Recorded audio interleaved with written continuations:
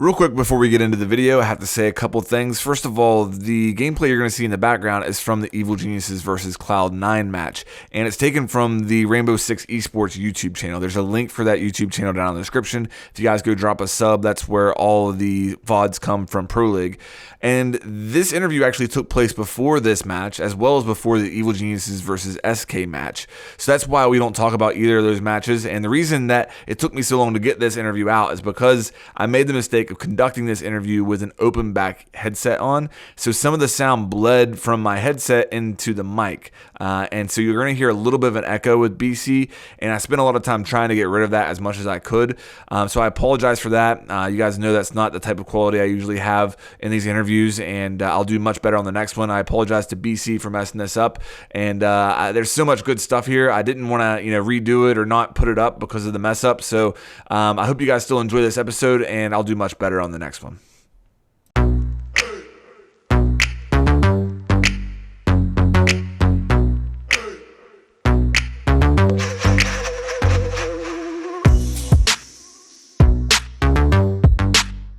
What is up, guys? I am Get Flink. Welcome to another episode of The Pro and the Potato. Today, my guest is BC of Evil Geniuses. What's up, BC? How you doing, man? Hey, Get Flanked, man. I'm doing good. Thanks for having me on the show today. Yeah, welcome back, man. Last time you were here with a couple of your teammates. This time it's just me and you one-on-one. I'm really looking forward to this conversation, man. One of my favorite players for sure. So you guys just came off of a win over Obey. The Season 8 is underway, and you started the first week off with a win over Obey. How's the team feeling right now? You guys in a pretty good place? Yeah, I think the team is doing pretty well, at least better than we were kind of like the last 4 or 5 months. We've had some rough patches. We've generally showed up on game day regardless of how well we're doing, but the season's looking better. The op band's obviously a big thing for us, and things are looking bright. That's great to hear, man. And to think that, you say that, the last 4 or 5 months have been, had some rough patches, and the way that you've performed in that stretch, I mean, the future's looking bright for sure. One big thing that's happened within the team is you have taken over some of the IGL responsibilities. And for the viewers out there who aren't familiar, IGL stands for in-game leader. So do you want to explain that a little bit? Like, what exactly happened there? Yeah, sure. So Canadian has been the IGL for Evil Geniuses ever since it was created as Continuum. Basically, after Atlantic City, we kind of just talked about changes we wanted to make with the team. We felt that we would be stronger if we could get Canadian more to an aggressive role, or at least allow him to be more free and capitalize on opening CCs. And also, he's a really passionate player, and basically we could take mood out of the game as far as leading goes. So we decided that I could start IGLing, so to take a load off of his shoulders and the pressure from that, and he could focus more on his gameplay. So yeah, I think it's been really helpful. This was a kind of a unanimous decision across the team, and we just felt that the change was needed, at least worth trying. So Canadian isn't any less vocal than he was. He still makes a lot of decisions, calls audibles, talks about operator picks and things we should adjust. So the dynamic of the team has not changed too drastically. It's just been a little bit more defined, I guess is the way to put it. Okay, so what exactly changes in like a typical round for you versus Canadian? Like, what are the responsibilities there? How does that break down? So the most basic way to put it from round to round is when the round starts and we're like in prep phase with the operator picks, I'd basically call out the general strat we want to run, like my idea of the round, specific operator picks themselves, how I want people to enter the map, like the direction of the clear, where we're going to take from. A lot of times that stuff is kind of already practiced, so I don't have to sit there and describe everything. But sometimes there's a lot more micromanaging involved. And so basically I take all of that on my shoulders, whereas Canadian will talk about higher level plays, like seeing openings so we can call audibles. He will take the openings himself if he can and have like a teammate help him. So basically, I'll call like a generic strat, whether it's attacking or defending, and then Canadian will build on top of that to make a higher level play. That's pretty interesting. And so far you've had your first match of the season with you in that role, and then all of DreamHack took place with you in that role. Has it affected your performance? Is there anything that you kind of like look at and say, ever since I've been IGL, and this has changed for me? Yeah, I mean, I've found myself being a little bit more inconsistent as far as practicing goes. I still have a lot to practice on as far as calling. I need to constantly remind myself that like my team may not have the direction they need, and so I have to force myself to keep talking and speak up. I've always been really communicative, anyways, but this time, and I guess now I have to be.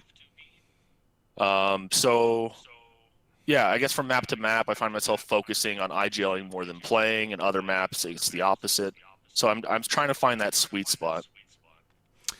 I'm really interested. How did that like conversation start for this change? Because I think I picture ego. Like, and I'm not saying that I feel like any of you guys have ego. Like, I've met and had conversations with most of the team, and I don't feel like that. But for a lot of people, I feel like there would be ego in that situation, and maybe you could hurt some feelings if you're saying, "Hey, Canadian, I want to take over as IGL." And so how did that conversation start, and how did it get to the point where you decided a change needed to be made?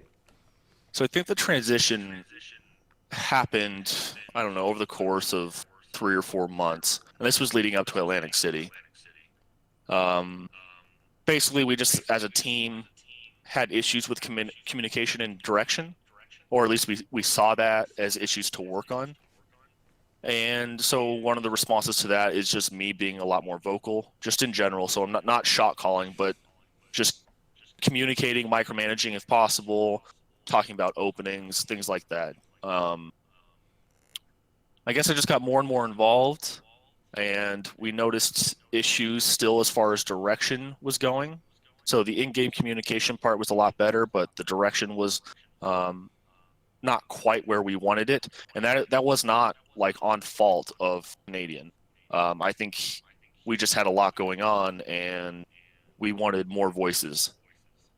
Um, and then after Atlantic City, the team just talked and was completely cool about it, and we wanted to try me IGLing, and I think it's something Canadian actually wanted.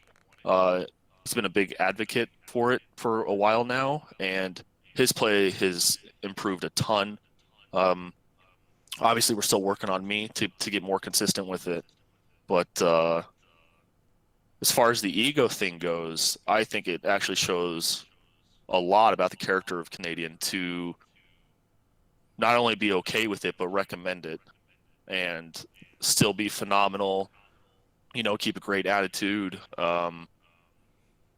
I hope that our team is just going to be better in general on all fronts over, I don't know, over the next couple of months with some more practice. That's awesome to hear, man. Thanks for providing that insight. One thing I wanted to get your opinion on is the changes to the Pro League format. Obviously, there's a lot of changes this season. I'm going to miss some of them here, but just the big highlights are, first of all, you guys are playing more games this season, and it's a point system. It's a true league format, and it's a best of one instead of a best of three. So, each week whenever you play, it'll be one map, and there could be a tie that's going to affect the points and everything. Obviously, the fact that there's the operator ban, that's a big change. The fact that you're playing 5 defense and then you switch to 5 attack instead of going back and forth after every round. The way that the map bans work are a bit different. So what are your thoughts on the changes to Pro League and how this season is formatted? So I'm kind of split. First off, the best of one situation is not good. Yes, it's supplemented by being able to play a team twice and having more games throughout the season, so that's always nice. But I think with the best of one league, you're going to have a few teams that kind of push their way into the top, and maybe a couple teams that start go down towards the bottom of the standings. I don't know how it'll affect like the top 2 or 3 teams per region.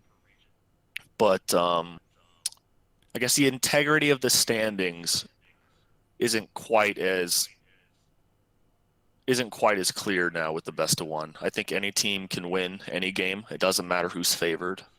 Um, us, EG has always, well, I shouldn't say always, but it's kind of historically been rough on the first game, whether it's Pro League or whether it's at a tournament. So something that's not good for us.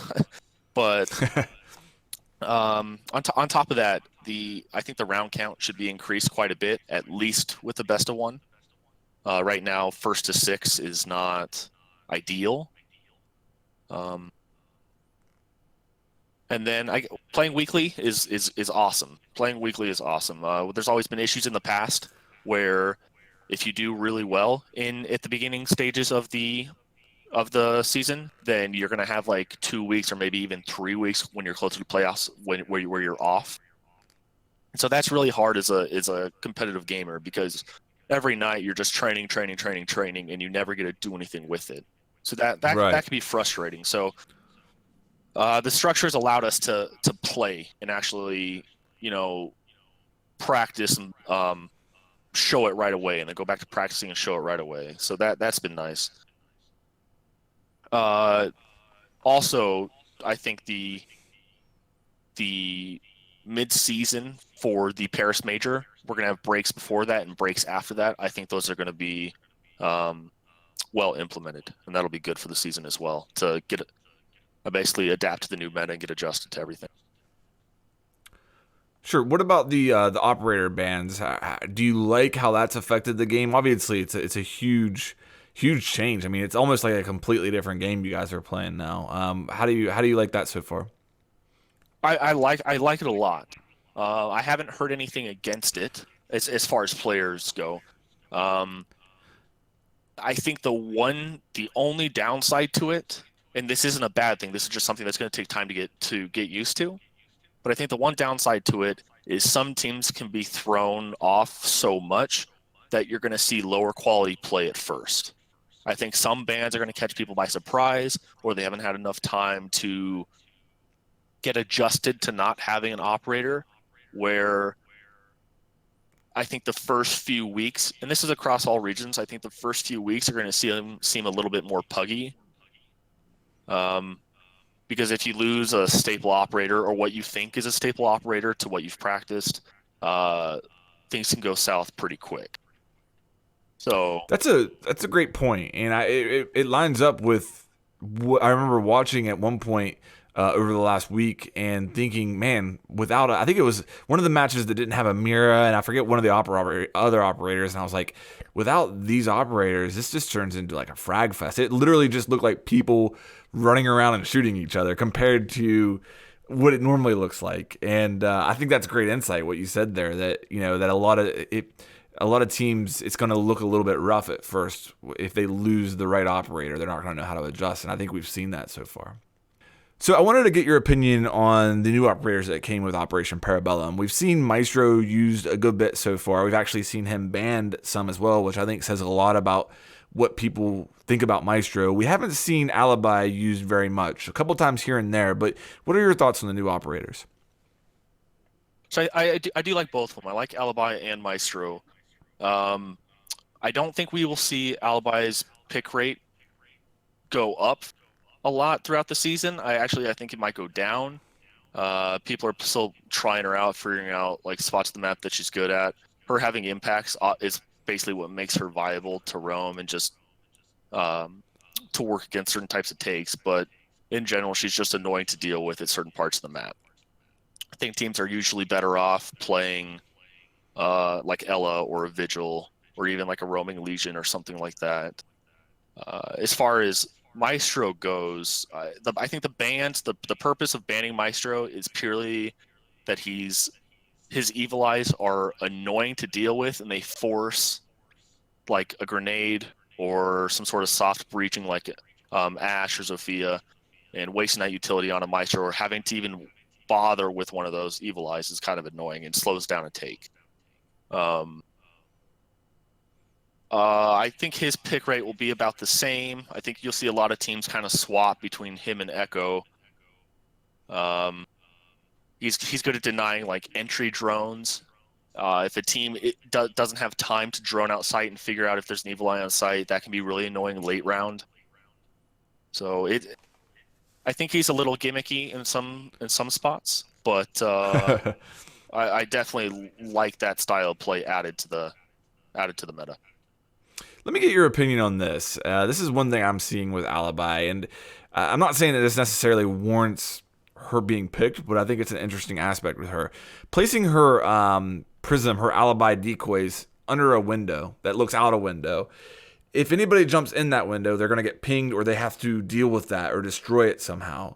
Do you think it could be useful in that situation? Almost like not necessarily a frost trap, but used in places where you would normally see a frost trap, under a window or something, to try to use utility to try to obstruct view through that window, and also just to make them have to deal with it, or else they're going to be pinged when coming through that window. Yeah, I think the view obstruction is probably the biggest thing there. Like I said, just annoying to play with or play against, and then the defense can really use it to surprise people.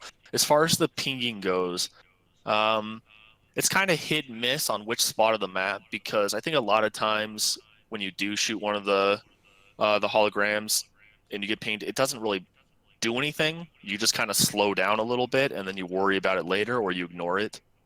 Sure. Yes, there are parts of the map in which you could probably use it to purely just to identify people, whether they're entering or they shoot it or their drone drives through it, stuff like that. But I think that's more of an annoyance factor rather than something you would want to commit to for playing a high-level game. Okay, that makes sense. Well, I wanted to get into a clip now, and I've been waiting forever to talk to you about this clip. It's one of the most underrated clutches I've ever seen, and I think it kind of gets swept under the rug. It's going to be a clip from actually the Atlantic City Finals, and you guys played Penta the first match. This clip is from that, and I think, again, it gets kind of swept under the rug because you guys eventually lost this match, and so this clutch didn't exactly stick out to a lot of people because of the eventual outcome. But I'm going to let the clip play here. You're going to see BC, he finds himself in a very tough situation, and he manages to clutch up. So we'll get into the clip and then come back. Getty has been downed, though, so he's going to need to be picked up by one of the other Penta players. Eunice gets Necrox, goes for a second, cannot secure it. Canadian with the C4 from below, and the push from NVK has been shut down from Goga, but one kill at least for NVK on that aggression into offices. B-side control, though, is in hands of Penta, so they're likely to be able to get this diffuser plant. Pengu almost looked like he was going to lay some shots into Goga. Canadian will come up on a flank. He did this on Bank in the grand finals last time. He's not just taking Goga down, who cannot establish more map control with those exothermic charges, but that's the diffuser, which Canadian can just play off of. Fabian is going to be charged, at least for the moment, with trying to figure out where the Valkyrie may lie, and it's Canadian hiding behind the desk inside of office. He's got 30 seconds to go scouting with his drone, and that Twitch drone, of course, will be a particular nuisance in trying to determine the location of the Valkyrie. Also, keep your eye on BC. The Mira is still playing. He does see the Valkyrie, and I don't know if Canadian is determined that he's been droned out. He'll go for a couple pre-fires. Can he manage to hit it? Oh no, Canadian, why are you there? Fabian with a very easy kill, and it's gonna be up to BC to clutch yet again. The Mira playing inside of small office. He'll go for a C4, tosses it out. Will it hit? BC has to live for 2 seconds. Can Pengu find him? No! Evil Geniuses will stick the third round. BC another clutch. Okay, so run me through that there, BC. You're in a 1v2 there at the end. It looks like they're going to get a very easy plant off, and you just managed to pull some magic out with Mira and a nitro cell and a shotgun. So what happened there? So basically, I knew both players were on the right side of archives. Pengu was off to the left. He came in through the AC window earlier.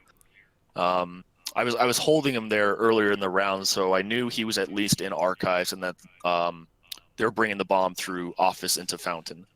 I saw Pengu basically move from left to right. I wasn't able to get the shot on him, but I knew he moved, and the only reason for that is to set up for the bomb plant. So when that happened, I kind of just waited a little bit. I wasn't positive that both were in there or if Pengu had bomb and had moved it over to the right. And I also wasn't sure if they were planning close to the wall, closest to me, or if they were planning behind the bomb. The smart play would have been to plant plant behind the bomb. They didn't know my exact positioning, and I guess they would assume I have a C4, but the angles are a little weird. If I had peeked the doorway, I would have gotten traded. Even if I got the kill, I think Pengu would have traded me pretty easily. So basically, I just shot a hole. We probably should have had it already made, so I didn't have to. But in this specific case, it helped out because they didn't see it coming. So I just shot a hole through C4. I'd rather not force the engagement. I mean, everyone wants free kills. So I just did that, and then there was a couple seconds left on the clock, and that's where I figured it was best off that I just kind of retreat back into site a little bit. I could have forced the fight because hiding in the last couple seconds is always scary, especially when he's kind of like charging at me. But I don't know. The round was just in our favor at the end there. The crazy thing to me is, first of all, how many times do you pull out Mira's shotgun in that situation and it doesn't penetrate fully? You know what I mean? Like, it doesn't make that perfect hole. And it did. It worked out perfect for you. How many times do you throw that nitro cell and it gets caught on the edge right there and doesn't actually go down in? I remember watching that and just being amazed at how well that worked out for you. But I think that clip really sums up your strengths as a player. Like, that awareness right there and just the way that you break that down shows how I think the best word to describe you as a player is just your awareness is like on the next level. So for the average player out there, how did you develop that? Like, how can I become more like you in that sense? How can I get better and increase my awareness? Well, I think a lot of it is just kind of your approach to practice. I mean, experience is obviously the biggest factor. Just being in a lot of situations, practicing like how to win those engagements and things like that. But yeah, the biggest thing is forcing yourself to find out ways of how to kill someone or take map control or win the round, whatever. I think a lot of people get tunnel visioned, and they just think like peeking corners is the way to go and taking fights when they can. But there's a lot more utility at hand, especially in a competitive setting where my teammates' utility is also mine. So basically the way you practice, so forcing yourself mid-game, mid-scrim, whatever it is, to find out ways to efficiently do something. In that C4 case, I didn't take a gunfight, right? That's as efficient as you can get. And then also running around in custom games, finding angles, finding where you can sit, where you're safe from every angle, and you can maybe throw a C4. Like, I've done that for hours and hours, whether it's C4s, grenades, throwing smokes, all that kind of stuff.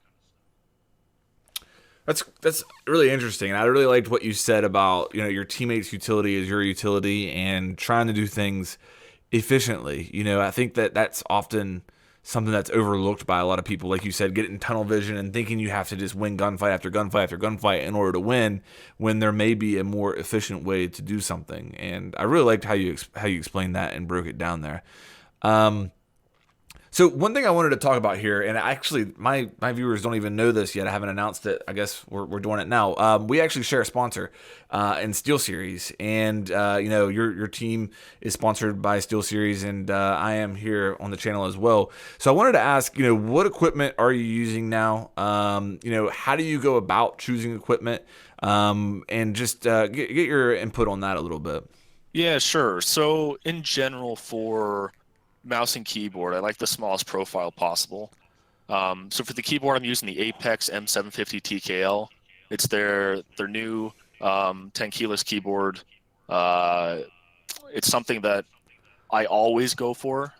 Just a smaller keyboard in general, really responsive. As far as the mouse, I'm using the Rival 110. So it's a little bit of an older model, but it's got the smallest profile. It's their smallest mouse, I believe. And it's ambidextrous as well, which is something I kind of strive for. And the mouse pad is the QCK heavy, which is something I've used for years, just because I like the feel. Obviously, the size is kind of a big thing. Yeah, just comfortability is mainly what I'm for. Yeah, I actually use the same keyboard there, and I use a different mouse. I use actually the Rival 600 mouse. I have a little bit bigger hand and prefer a bigger mouse, so that's why I go towards that one. And actually, MVK is who turned me on to that. I remember talking to him about this, and he said he was using that mouse, and I tried it out and really liked it. That's what kind of started the ball rolling for me, going after SteelSeries as a sponsorship after using the mouse, the keyboard, and obviously the mouse pads are pretty well known as the best mouse pads on the market. So, yeah, that's really interesting to get your perspective on there. I appreciate that. To anybody who's watching that's interested, I mean, the code for Evil Geniuses on SteelSeries is EG10. That'll get them 10% off from the SteelSeries source. So definitely want to get that out there. If anybody's going after SteelSeries equipment, use that, and I'm sure that the entire Evil Geniuses squad would appreciate that. Another aspect, kind of on the same topic here, but within the game is the pilot program that's coming to Rainbow Six Siege, and I wanted to get your opinion on that a little bit. My understanding of the pilot program, we don't know all the details yet, but basically there's some of the orgs, I want to say they started out with 8. I want to say, I don't quote me on that, but some of the orgs have been involved in this pilot program, and they're going to create in-game skins for these orgs, as well as, I believe, operator uniforms. And I think the way it's going to work is that each org that's selected will have like 1 or 2 operator uniforms and then a weapon skin. So Evil Geniuses is one of those teams that was selected to participate in the pilot program. And when that content hits the game, players will be able to purchase that content, and a portion of the sales will go towards the org. And I think it's a really exciting thing that's coming to the game and can do a lot for the competitive scene. But what are your thoughts on that, BC? Are you pretty excited to see some Evil Geniuses stuff come into the game? Yeah, I think this is really cool for teams. I've seen some concept stuff for our team, and I'm excited for that to get out on the market. I'm curious to see how the skins look, like if there are actual uniforms. I don't have any inside information on this stuff. It's just kind of information I've gotten off the internet like you. So I'm excited to see how that stuff looks. It's going to be nice for other teams to obviously be involved. People are able to support their team in various ways. So it's as far as in-game cosmetics, I think this is a huge bonus for the game. Well, I want to start a petition right now to get the EG charm reworked, and I rock it. I still rock it. I'm proud to rock it all the time. I have it on a lot of my different loadouts, but I'm not happy with how it turned out, man. And I understand if you don't want to criticize them, that's fair. I'm not going to put you on the spot here, but it just came out too flat or something. I don't know what's up with it. It just looks a little bit strange to me. I would love to see them rework that. I hope that's part of this pilot program, and if not, then we'll just rock the weapon skins. But that's definitely something I'd like to see them take another look at. All right, so do you have anything here that you wanna talk about, or say to your fans that may be watching? I mean, nothing too specific. I mean, thanks for the support, everybody. Means a lot to us. Every team is usually pretty stressed and frustrated with the results, and so it's just nice to know that the support's out there. Regardless of how we're performing, we play for you guys at the end of the day, and just thank you for everything.